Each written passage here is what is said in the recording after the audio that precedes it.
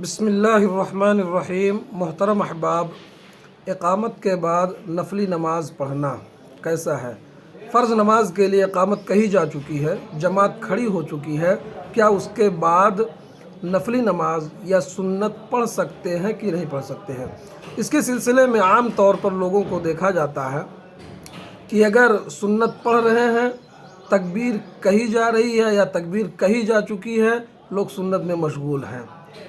اس سلسلے میں ایک حدیث ہے، اللہ کے نبی صلی اللہ علیہ وسلم کی حدیث، جس کے راوی ہے ابو ہریرہ رضی اللہ تعالیٰ عنہ، صحیح مسلم کی روایت ہے، اذا اقیمت الصلاۃ فلا صلاۃ الا المکتوبہ، جب فرض نماز کے لیے اقامت کہہ دی جائے تو اس کے علاوہ کوئی نماز نہیں ہوتی ہے۔ تو ایسے لوگ جو سنت میں مشغول ہوتے ہیں، ان کو وہیں پر اپنی سنت کو بند کر کے، ختم کر کے فرض نماز میں شامل ہو جانا چاہیے۔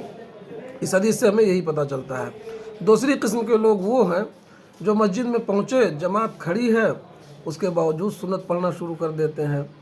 یہ عام طور پر فجر کی نماز میں لوگ کرتے ہیں۔ فجر کی نماز کی جو دو سنتیں ہیں، اس کی بڑی اہمیت ہے، بڑی فضیلت ہے۔ ایک حدیث کے اندر اللہ کے نبی صلی اللہ علیہ وسلم نے فرمایا، رکعت الفجر خیر من الدنیا وما فیہا، کہ فجر کی دو رکعتیں دنیا اور دنیا کی تمام چیزوں سے زیادہ بہتر ہیں۔ ظاہر ہے فجر کی دو سنتوں کی بڑی اہمیت ہے، بڑی فضیلت ہے، لیکن اس کی ادائیگی اقامت سے پہلے ہو۔ اقامت کہہ دی جائے، جماعت کھڑی ہو جائے تو اس کو نہیں ادا کر سکتے۔ پہلے فرض نماز پڑھنا، اس کے بعد ان سنتوں کو ادا کرنا ہے۔ یا اسی طرح سے اگر ہم سنت پڑھ رہے ہیں، اقامت شروع ہو گئی، جہاں تک پہنچے ہیں وہیں سے اس کو ختم کریں اور فرض نماز میں شامل ہو جائیں۔